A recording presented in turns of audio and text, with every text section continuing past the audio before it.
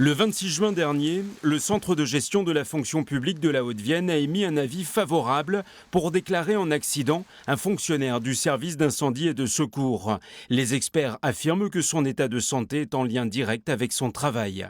C'est une réorganisation chez les pompiers qui serait à l'origine de ce mal-être. Le directeur est directement mis en cause par le syndicat Force ouvrière. On dénonce aussi un manque de dialogue social depuis son arrivée au niveau du SDIS 87.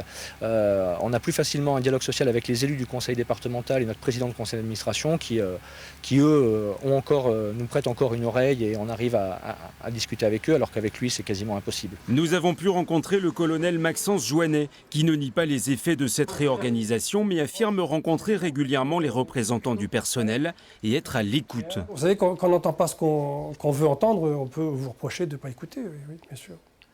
Mais oui, écoutez, je rencontre les organisations syndicales, toutes, y compris FO, régulièrement, de façon officielle, de façon plus officieuse. Et en général, on va dans le sens de ce qui est demandé. Le syndicat FO a rendu public l'information de ce salarié en souffrance sur son blog.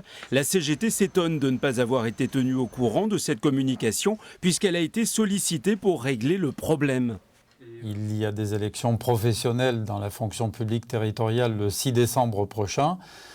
Et je pense qu'il y a des vieux travers qui réapparaissent, toujours, chez certains. Le problème de ce salarié en souffrance est-il isolé ou les risques psychosociaux sont-ils réellement importants chez les pompiers de la Haute-Vienne? C'est toute la question.